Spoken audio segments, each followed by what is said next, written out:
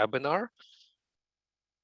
My name is Boris Vilgorin, and I'm the Healthcare Innovations Officer at MICTAC and CTAC. And I'm happy to say we're joined today by our OMH partners to talk about the vision of the future of mental health outpatient treatment and rehabilitative services. We have a number of presenters from OMH that will take us through today's presentation. We did put aside a decent amount of time for Q&A. So definitely we'll be looking for your comments and your questions. And as always, please feel free to chat in the questions throughout the presentation. And we'll try to get to as many of those questions as possible. We did have over 700 people register, and I see we're over 400 people and growing that's already joined today's presentation. So again, we expect a robust Q&A and discussion. So we'll try to get to as many questions as possible. Again, just as basic housekeeping, as always, we are recording today's presentation. And both the recording and the slides will be made available on the CTAC MICTAC website. It does take a couple of days or so before this becomes available, but we'll make sure that everybody knows when they are available. And again, we are recording and we'll be making this information available through our website and other means. I also just want to mention before I hand this over to our OMH partners is that this is the first of many trainings, technical assistance, and presentations to come. At the end of the presentation, OMH will go through some topics and areas that will be covered in future areas. So this is really kind of just I guess, the beginning of this discussion, and, and OMH will go over through their vision as the title states. All right, so thank you again for joining. And with that, I will transition this over to our state partners. Wonderful. Thank you so much, Boris. I really appreciate your introduction. My name is Meredith Ray Labatt, and I'm the Deputy Director of our Division of Children and Families at the Office of Mental Health.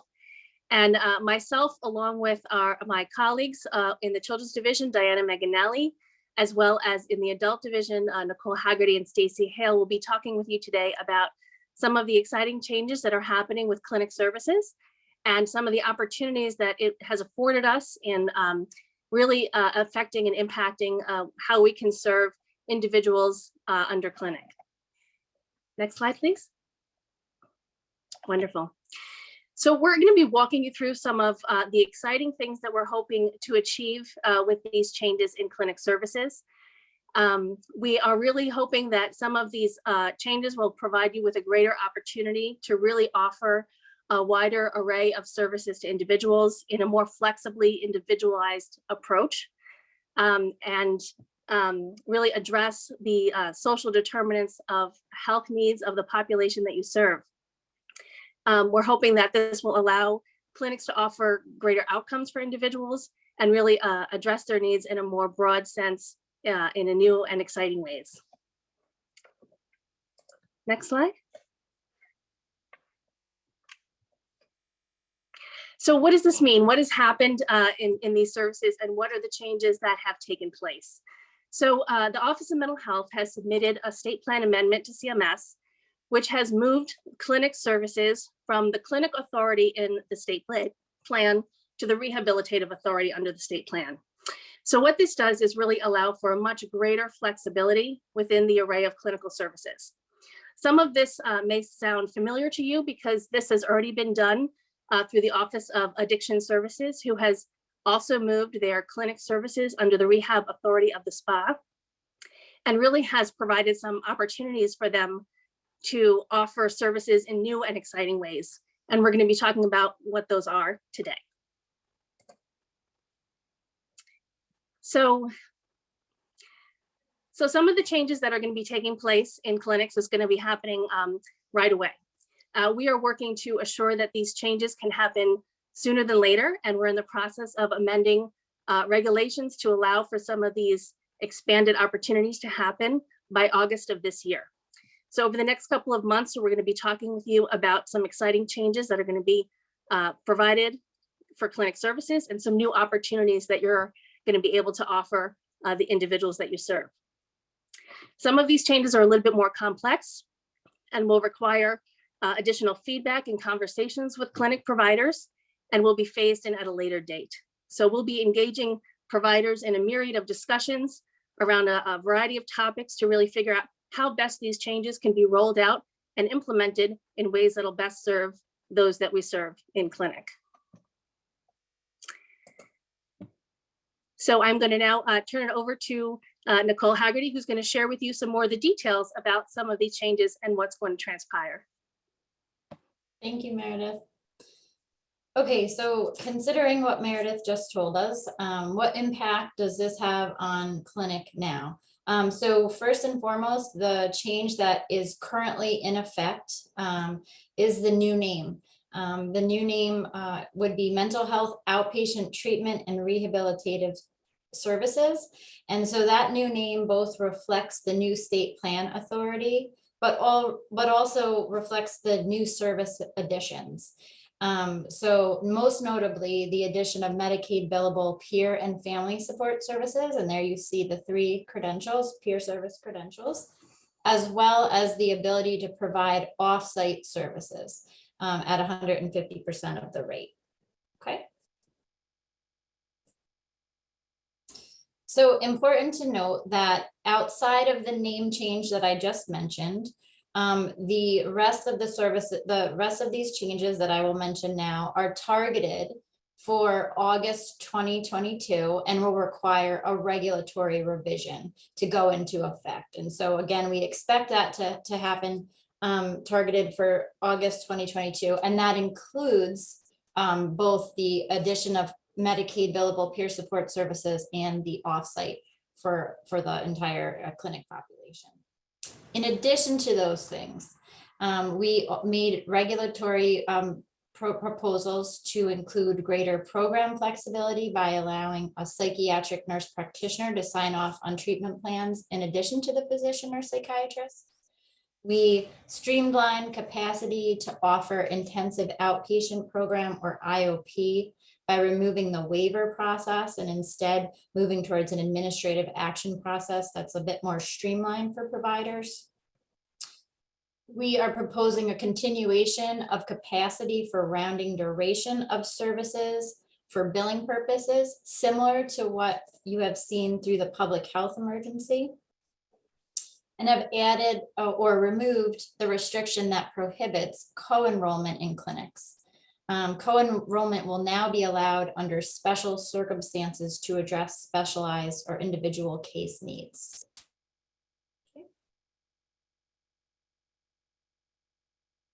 What changes may occur later? And so what we mean by later is once those August 22 reg revisions that I just mentioned are complete, we will move into a sort of phase 2, which will incorporate time for stakeholder feedback, possibly through a learning community or focus groups, definitely ongoing webinars and communications with providers, where we can explore some additional opportunities.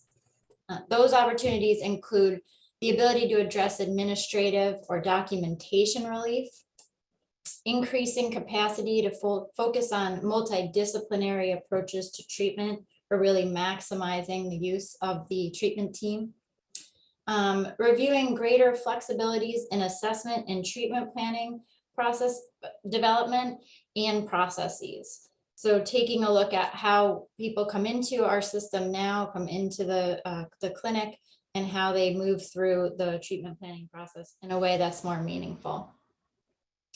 And importantly, exploring opportunities to address social determinants of health needs in this new mental health outpatient treatment and rehabilitation services program. That's also known as clinic, formerly known as clinic.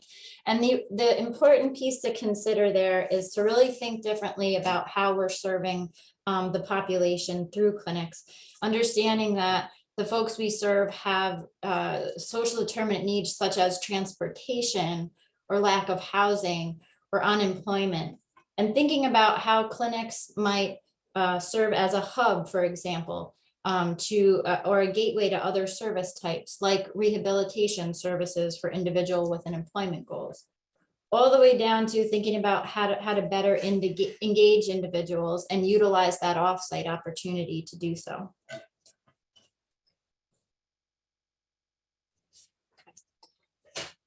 So why are we doing this? Where are we headed? What are the goals and anticipated outcomes?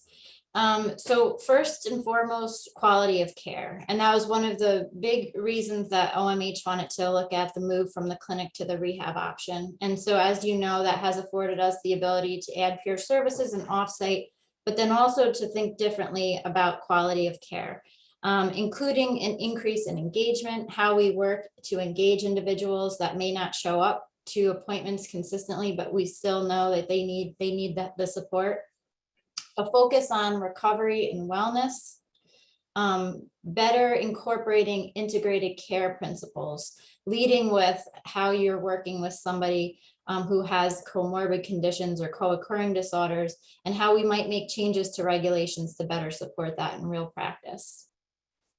Continuing to be focused on individual approaches to treatment rather than documentation for the sake of documentation. And really learning about the best care that can be delivered in community-based settings. When is that appropriate? For what population is that appropriate? And what kind of best practices can we learn from these new allowances to be able to go off-site and into the community for some of these traditional clinic services? Okay, and then programmatic goals. So, in addition to how we would work differently with the folks we serve and what kind of opportunities we have there, also looking at the program itself, the administrative burden and relief, making meaningful documentation. What does a treatment plan mean? How is that treatment plan shared amongst different service providers or families? How individuals can have natural supports incorporated in their care. And also workforce wellness and retention. That's been a very big topic. So we want to take this opportunity to really think about what impacts the now clinic workforce and how can we better support that workforce to do this really important work, and then to retain them, because we all know the impact of a therapist leaving and people constantly having to go through new therapeutic relationships. And lastly, continuing to look at service flexibility. Again, how to better serve a vast population with clinic. You have people that you may serve for a short period of time, maybe just a few, up to maybe 12 sessions, and then you have folks that you're serving for a longer period of time. And how can we use the current service flexibility or opportunities to better think about ways to serve both those groups and more? Okay. So with that, we're going to shift from thinking about the big picture around goals and outcomes to what are the immediate next steps and what can you look for. So I'm going to turn it over to Stacey Hale. Great. Thank you, everyone. I see a lot of questions coming in the chat, so we'll make sure to get to those at the end, but some really good questions. So right now, what we're working on is we're currently in the process of amending Part 599 regulations.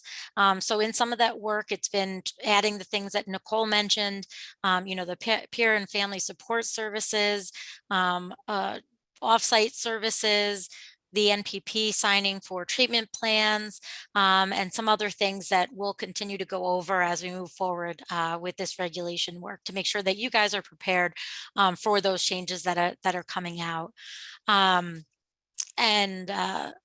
We will also be looking at issuing guidance on some of these changes. So for instance, we want to give a little bit of guidance around offsite services, because this will be a change for some agencies who might not be providing them under LBHP or through children's services. So just giving some information around that. Additionally, around peer and family support services, since this will be a new service provided within the clinic, we're very excited about this, but we also want to make sure that clinics have the support that they need to be able to provide this service and be able to bring that into your clinic setting as a service that you provide. So we'll, again, be coming out with guidance, but also even more specifically regarding that as we move forward. We're also looking at the current Part 599 interpretive guidance.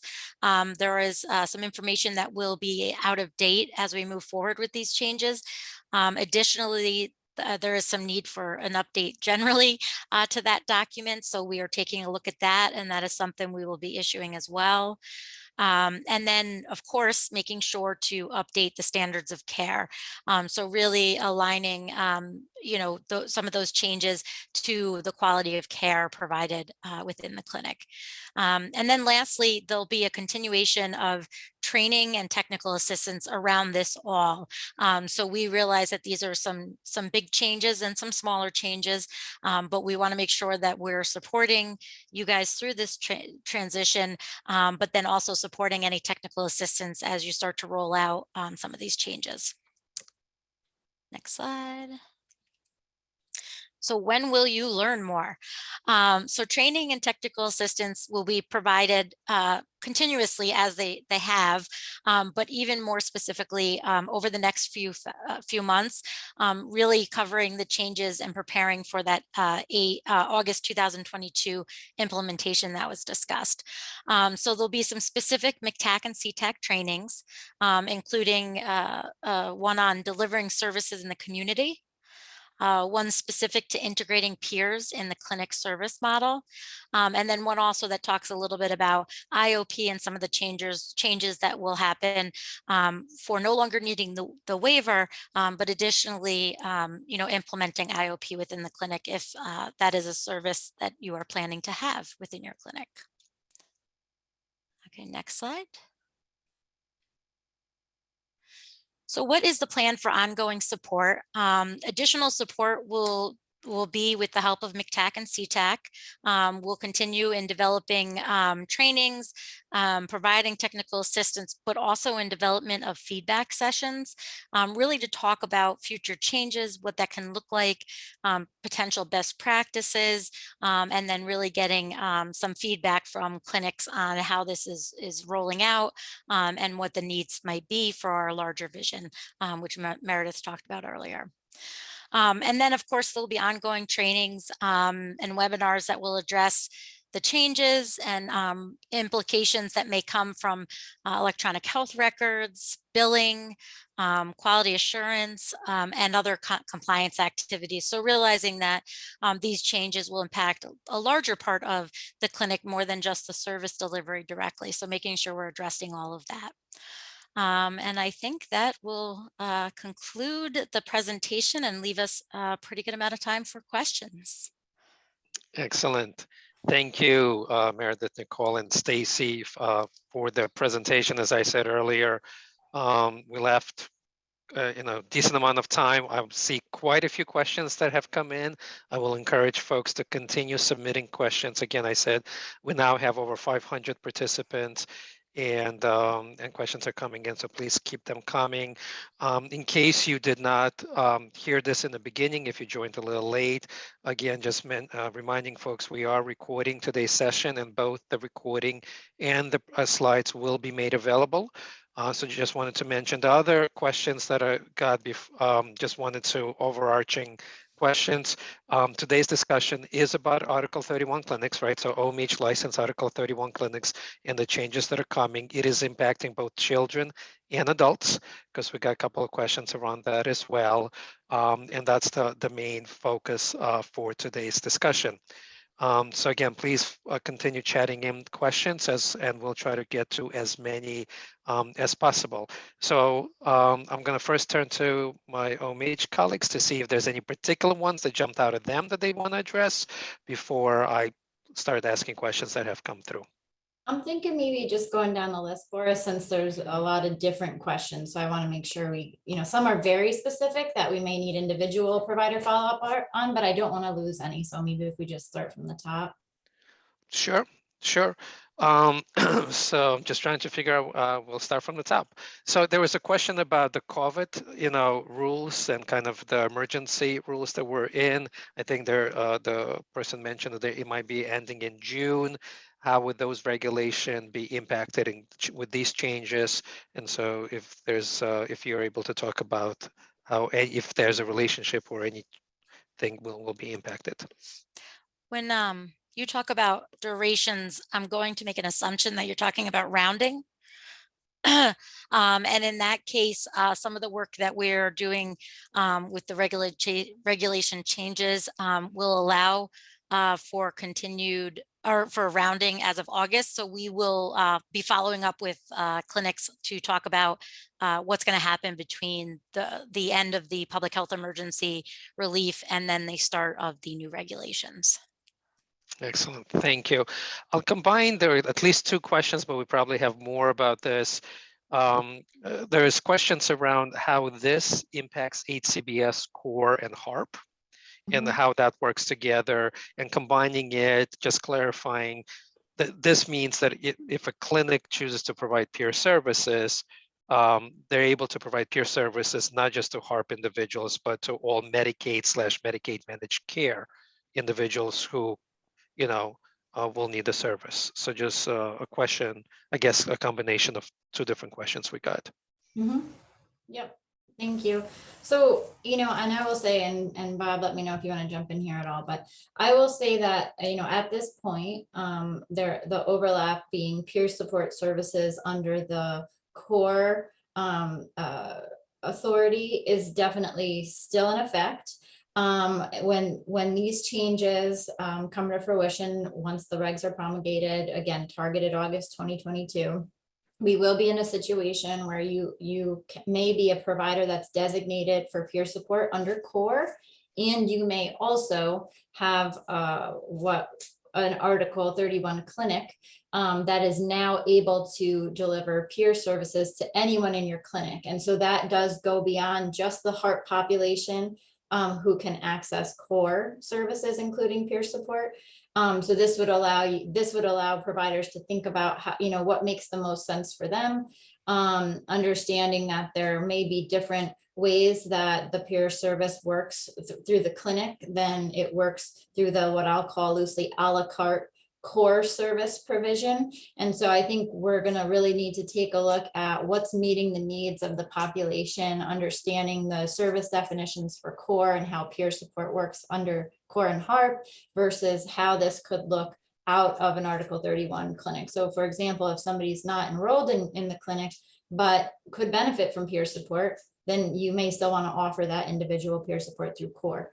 So there's factors like that to consider and to really start to be thoughtful about. And as Stacy said, there'll be a lot more to come on the actual service provision relative to peer support in our clinics. A lot more details to come on that. Nicole, the only thing that I would add there is I think you have in your planning to do more webinars on core too, right? And as you said, core is just for the HARP population. But although they're individual services, we have ideas about how they could be combined into critical time models or step down models. And we're hoping to create synergies between the HARP population in a clinic and core. So, in the future, I think clinicians will be able to deploy a core team that's also part of their agency if somebody was just discharged from the hospital to do a CTI type approach, or if somebody's moving from levels of care within housing, they'd be able to deploy them. So there's a synergy piece, but the good news, as you mentioned about peers, is that since we're going to have peer in clinic, it'll be part of everybody's benefit package to access peer services, not just the core people. But the peer in core could join a team, a model. And I don't know if I think you've had a core session on that, but I think you're planning more, right, Nicole? Yep, we have a lot of core webinars ongoing, but we do have a nice library of resources existing already on the MCTAC website that I would encourage folks to take a look at as well. Definitely. All right, thank you for those. All right, so I'm gonna combine again a couple of things. So I'm gonna put it under the integrated care of mental health and substance use. So one, we got a number of questions about would the SUD peer be allowed to be, if they're duly licensed, for example, in a mental health clinic, and kind of under this integrated model, there's also the iOS questions about 598 regulations and how will or will not will this impact it. So I would say to start with the question about the substance use peer, we did write in some language on the guidance that we're currently developing. So we'll have some more details in there. And in the end, the idea would be that you could hire somebody on who is a, I forget what they're called, the CPRAs, CPRAs. Is that our? Yes, Smiling. CRPA, I think. Yeah, yes. thank you. Yeah. The SERPAs. Yeah. But what the idea would be is that they can meet the requirements to apply for the OMH peer certification, and that they will move towards getting the OMH peer certification. So we'll have some more specific guidance around that and work with agencies as we move forward with that piece of it. In regards to the iOS question for the 598, this is a lot of why we are making some of these changes and moved in this direction, was to really help us align with OASAS and get our regulations more closely fitting so that we can move forward with further integration. So this is a step in that direction, and we'll continue. That's something that is on our radar as part of our clinic work, is really focusing on the iOS piece and the overall integration. Excellent, thank you. So we've got at least a couple of questions on will this be required changes for providers? So are we obligated to provide all of these services? Another version of it was, is a provider required to offer all services under the clinic rehab model? Yeah, so that's a good question. I'm glad that came up. So, right now, these are not required. So while we are going to make regulatory changes so that peer and offsite services can be offered, and some of the other changes that you heard about, what we're doing this first round of regulatory changes, they're really just all opportunities, things that you can start to take on now. And I think we're doing that because we want to, once implemented, we want to really take the opportunity to talk with you all about how this is working, what is working, who you're serving. I think we would like to see that individuals are offered peer support services, but we also know there's challenges with hiring peer support services. There's a ton of efforts right now from the state to try to really support that and help more peers go through the certification process, et cetera. But, while we're doing that, while we're in this place, I think this is just a good opportunity to see who begins to do this, begins to take this on, and then communicate with folks about how that's going and what we can learn from it as we move forward before we actually require anything. Excellent, thank you.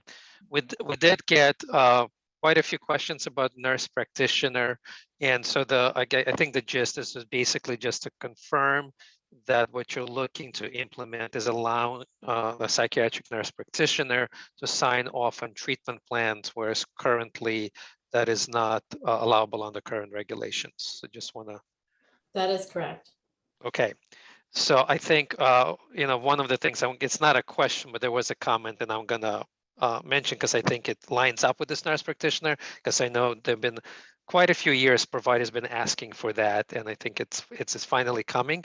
So the comment was that they just want to say thank you, that it looks like everything you're doing, people been asking for, and I do have to echo that there's quite a few excellent changes, but really, again, good changes coming. And I think this nurse practitioner, because we got a number of questions around, and I think you mentioned, workforce shortage and so forth. So giving these flexibilities that not only a psychiatrist needs to sign off, but a nurse practitioner are just small steps, but they're all built up to help with some of the workforce issue. Clearly, one of these will not resolve it all, but at least it helps in that direction.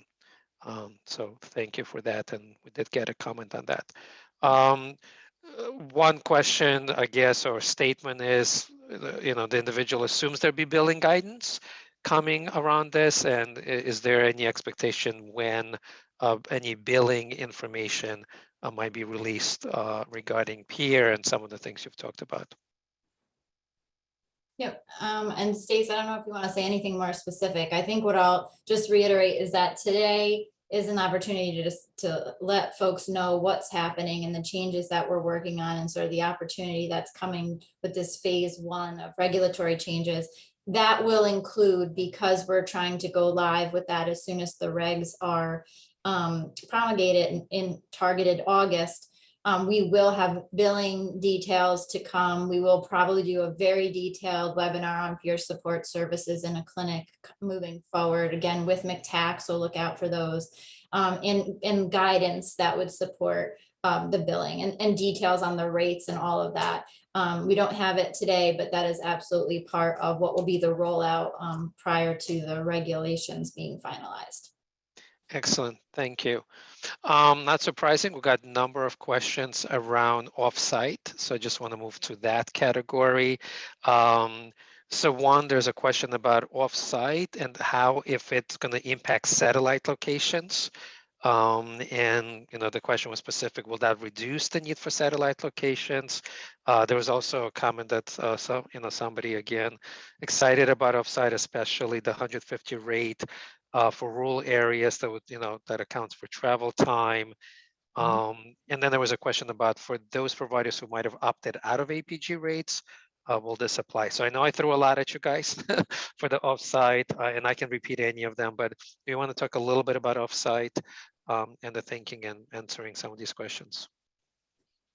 Okay, so why don't we go with maybe in order of what you've just stated, Boris. So Okay. In regards to the issue around satellite clinics, particularly such as those in schools, while creating a greater flexibility for the provision of offsite services in a myriad of locations, there still retains the requirement for anytime there is a regular and routine provision of service in a particular location, serving a variety of individuals in that location, a satellite clinic would still be required.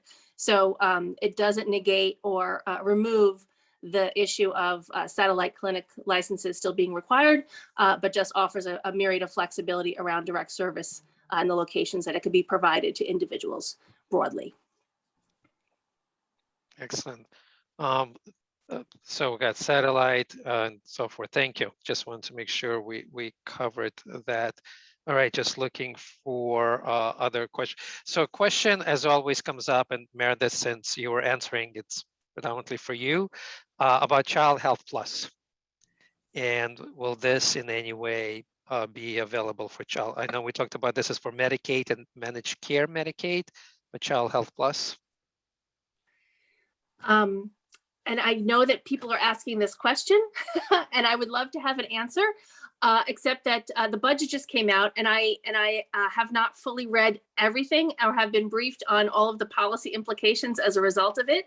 So I do know that there was Child Health Plus in the recent budget, and so it might have some impacts that I just haven't fully had an opportunity to absorb and understand for across all program areas, obviously. So can we put a TBD on that, and we'll get back to you as we know more, as greater budget detail comes out. Sure. No, of course. Okay. Thank Wonderful. you. Yep. Yeah, I know it always comes up, and I think rightfully so, because there are a number of kids that have Child Health Plus, and it's one of those questions. All right, let me, as I'm looking through others, I'll turn to both state partners and my colleagues from MCTAC, CTAC, like Yvette or Caitlin, to see if there's anything else that jumped out, while I am looking for, see if there's questions to ask. Sure. So Boris, there's a question that I'll pose to the group that came up. Someone is asking if you can talk a little bit more about the name to include the rehabilitative services. They're trying to figure out what exactly does that mean, and will they need to change their verbiage as well? Mm-hmm. If you want to go back to slide 5, that actually says the new name, and so does the cover slide, but I kind of gave a little more detail there. So essentially, when a state plan amendment is the agreement between the federal government and the state government, Medicaid authorities, in the Fed's case, CMS, about the services being delivered. And so the other piece to know about that is that the federal government doesn't see the name of the program as much as they see the services that are provided. And so the Article 31 clinics existed in the clinic state plan option. And that is where traditional treatment services lives. Like Article 31 clinics or day treatment programs, so, traditional psychotherapy and medication management. There's also something called the rehabilitation option of a state plan amendment. And that allows, that's where, people will talk about breaking down the four walls of a clinic. It's more about it's the opportunity to go out into the community and deliver services, to offer provision of literally rehabilitation services. But also, the structure is different. There's licensed practitioner, the healing arts can do different things and serve in different roles in the rehab option, and peer support services can be offered through that state plan authority. So for all those reasons, we moved to the state plan authority, but outside of what we just went over with you, the clinic looks the same in terms of the details. So psychotherapy, traditional treatment services, psychiatric assessment, et cetera, will continue to be a big part of our services moving forward, now called mental health outpatient treatment and rehabilitation services. But it's from a technical standpoint, we needed to change the name to make it clear that it is not clinic under the federal authority. So it's more of a formality, but we want you to be exposed to that name now, because you will start to see it when we issue training documents, guidance, et cetera, because it's important to make that distinction about what federal authority it lives in for those reasons. And I'll just add to that, OASIS made similar changes to the naming of their programs. So we're following kind of their process for this, but we are not asking clinics at this point to change their names or to remove clinic from their titles. So don't worry about that piece of it. I'm also going to add, because I see a question in here that says, will OMH be auditing clinics earlier than normal recertification period based on these changes? And I kind of feel like it aligns. No, these changes will not affect that. Recertification will stay as it is. It is not going to be a reissuance of a license. So this will just be hopefully as smooth as possible and seamless for you guys on your end. Excellent, thank you. There was a question about specifically back to nurse practitioner and OMIG, but I'm going to just expand that in regards to OMIG and actually managed care, because and I guess that's the question. Well, my assumption is OMIG, will be notifying OMIG, will know of all these changes, and as well as managed care. I know OMIG usually has close communications with managed care, so I'm just going to throw it under that category, even though the question was more specific to nurse practitioner. So is that a fair assumption to say OMIG will follow these rules when they come to do audits, as well as managed care will need to contract and pay for services you guys are talking about? Go ahead, Stace, if you want. Yeah, so absolutely. We are doing a couple things right now to prepare, and I guess it should have been on our list of next steps potentially. We are in the process of notification to managed care.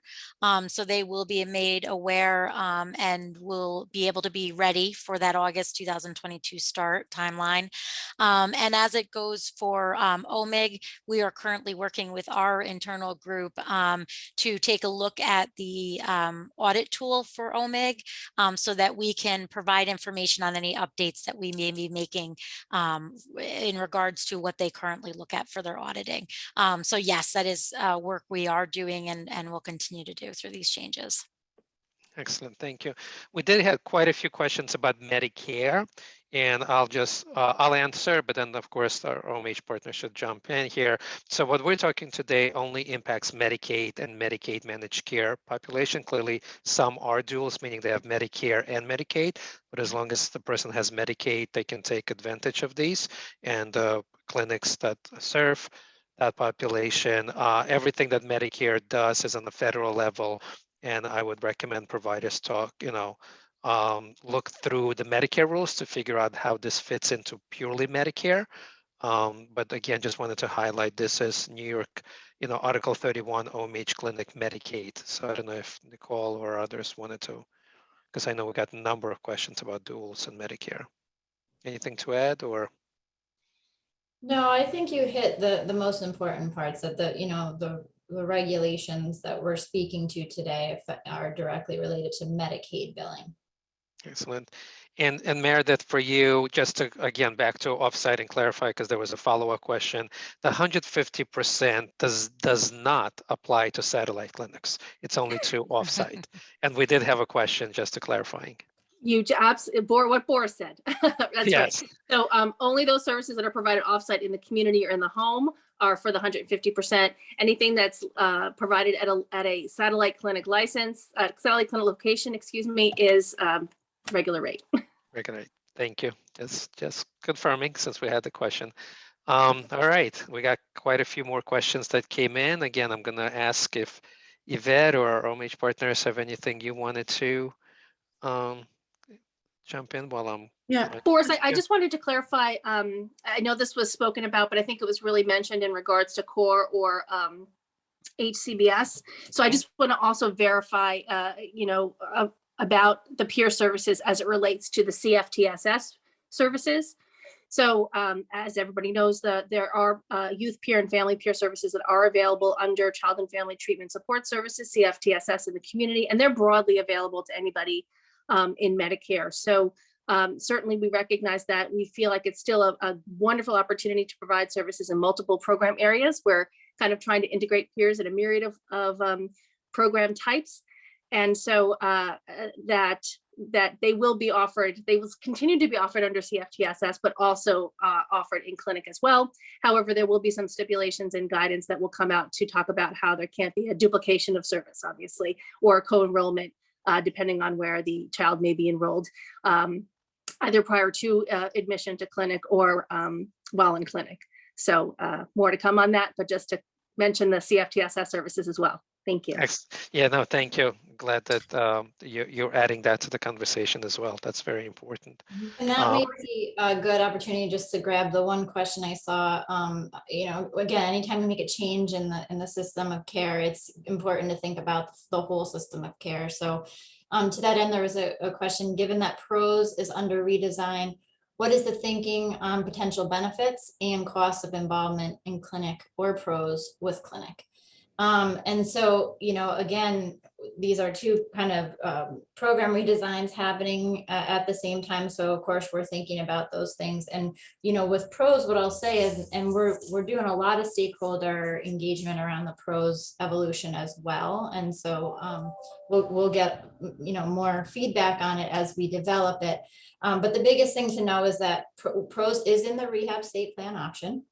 They can already go out and do services offsite. We know that the model doesn't promote that in its current form.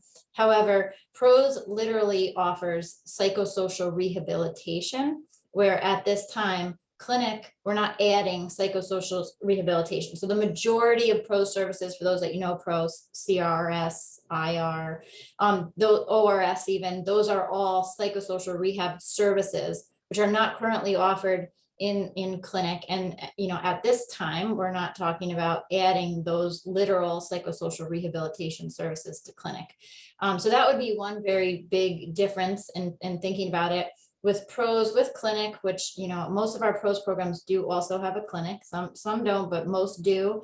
That offers an integrated care approach where rehab services and clinic services come together to support the need of the individual. Within it looks a lot different. It's kind of like rehab with clinic services, and moving forward, we'll continue to evaluate what the literal costs are about, with the PROS redesign and providing clinic services. That's a part of that conversation. That's as much as I'll say for this webinar, but more to come on that in the context of PROS redesign. And also, just to kind of go along with that, I also want to just acknowledge that there were a couple questions that came in regarding, further guidance around the IOP license. And I know we mentioned earlier that there will be more information forthcoming on that, but I just want to acknowledge that we did get a couple of those questions in. Thank you. I Yeah, can thank you. just Yeah, go for it, reiterate to that Stacey. Yeah. Yvette is we are streamlining that process by being able to make it so that you're only doing an administrative action to be able to provide IOP. You don't have to do the waiver portion of it. And so my understanding is that is usually the time consuming part of the application. So that will no longer be something that the waiver will no longer be needed. So it should move things through a little bit faster in the process. Okay, thank you. Okay, we still have, and I know we also got still number of questions, rightfully so, about documentation, treatment plans, admission note, and so forth. And I think there's more guidance coming on that. I think as Nicole, I think was the one who presented in that section, one of the things we'll be looking is feedback from the providers. I think OMH is looking for feedback to really, so there's no specific details yet. If something's staying, something's going, what's looking like. I think there's going to be a process. We did get a question on if a provider wants to be part of that feedback, how would they get into that group? I would just tell providers, if you're interested in being part of the feedback, please feel free to email mictac at our .info. I know OMH has an email box as well. So if you are interested, please feel free to reach out. We don't have direct plans yet when it's going to start. But if you're interested, feel free to reach out, and when we have more information on that. I don't know if there was anything else about, because again, there's questions on treatment plan, admission notes and so forth. If there's anything additional you wanted to say to those questions. I don't, oh, sorry. No, go ahead, Stacey. Okay, I was just going to say, Boris, because I am not a big proponent of questions and answers post a webinar. Sometimes they can get a little out of control, and it's another document for people to check to get answers. However, I think there's been some really good questions in here, and maybe what we can do is streamline some of the questions to be able to get a Q&A out post this, and maybe the idea will be that it will be something that we have up temporarily to help support and align with the PowerPoint with the plan that eventually we can maybe take it away so that it's not another document to look at, and hopefully addressing any of that in any further guidance that we have. I think that might be not a bad idea, because I know there was quite a few good questions, and I want to make sure that we're answering them. Yeah, and at the very least, prioritizing the information that we get out in advance to you all before the regs actually change, and then that will inform our future presentations. So that's the other opportunity, I would say that's a real important one, is taking your question. This is the quote vision webinar, meaning, hey, we want to let you guys know what we're thinking about, what these changes allow for, but there's a lot more to come. So your specific questions can also help inform what do you need to know more about as this starts to unfold. To that end, I just want to touch on a question that is a vision question. So I want to make sure we grab it. Under the rehab option, could services provided by rehabilitation counselors and/or occupational therapists eventually become incorporated and billable in Article 31 if OMH chose to do so? So, I'll answer this in two parts. Number one, and I love that this person brought up those two professions, because I think both of those professions bring a lot to mental health services and supports and in innovative ways that we don't always think about. So I think, yes, there's opportunities to think about how different practitioner types could better support the population. And that should be a part of our overall big picture conversations moving forward. The other thing to know about and to keep in the back of our minds is SED, scope of practice. So they're, state education department scope of practice laws. So there, we still have to work in conjunction with and in respect to scope of practice laws, so that only individuals, for example, who have psychotherapy within their scope of practice are doing psychotherapy in the clinic. But that does not limit us to, when we think about the future of the clinics and how to best support the individuals that we serve, what other practitioner types and interventions could be most effective in serving the population. So those are some of the things that we want to talk about moving forward in terms of that phase 2 big picture, beyond just these initial regulations. What other ways can we better support the folks that we serve? Excellent, thank you. I know we also got a question just came in around managed care and contracting, and what I would say is, wait for more information. But yes, if you're going to be adding and providing peer services, especially, I would strongly recommend you reach out to managed care. I don't know if you're going to need a new contract, most likely just an addendum, but definitely you should always be in communication, especially if you're changing, adding, and clearly as OMH changes and you change with OMH. You should always be in communication with managed care organizations. So I would always recommend, yes, communicate and see what needs to happen, because what you don't want to be in a situation where you start providing services and start getting denials because you didn't meet certain managed care, requirements or, documentation pieces. But more information to come. But I suspect it might require some amendments to contracts, but it will depend provider by provider and managed care company by managed care company. So there'll be that. So I just wanted to address that as well. All right, I know we have a couple more minutes, and we'll also have, just to let folks know, in the chat, I see both the OMH email address and the MICTAC. So I know we have a couple of questions on how to continue submitting questions. So please, look through the chat. We do have those email addresses, both from OMH and us at MICTAC, in regards to questions. Okay, let's see what else we have here.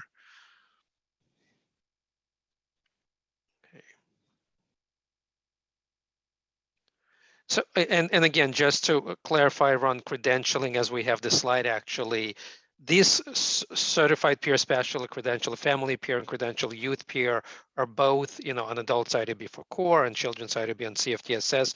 These are the same credentials, if you will, that will be in the clinic, right? So once, if you're theoretically a CFTSS, credential, family peer advocate, you could also, if you choose to work in the clinic, because you will meet that requirement. Same thing for core. If you're certified peer specialist, you would be able to do the clinic. So the certification credentialing process is the same and standardized across all of these multiple programs and services. So I just wanted to highlight that, because just wanted to make sure there was no confusion or people thinking there's another level of credential certification process, because there isn't. It's the same thing. So I don't know if, Nicole, you wanted to add anything to that, or? No, I think you hit the most important part, Boris, and the fact that your license as a clinic still remains intact and all of those things, and are still in effect. None of that will change. The logistics around, there's some other logistics in the question, like about MHPD and all of those things, updating MHPD. We will work on that, and sort of details to come on that. I think what you should know is we'll be making, we'll be with the goal of as little changes on the provider end as possible. So when we change a name of a program, we can deal with that here. And so, I'm hoping that we can limit those sort of administrative things to here, but more to come. Okay. And just kind of bringing it all the way back, because we got a couple of questions, because maybe folks joined late. The goal, and of course, there's still a process to go through, but the goal that for some of these changes that will be live in August, I think one of the slides said, if I remember correctly, Yeah, assuming it all goes well. If the regs go through, so the regs go through a process, including public comment. You have to go through a proposal process. So, but that's why the timeline can't be definite, because we don't know what comments we'll get, if we have to go back and make revisions, all of those things.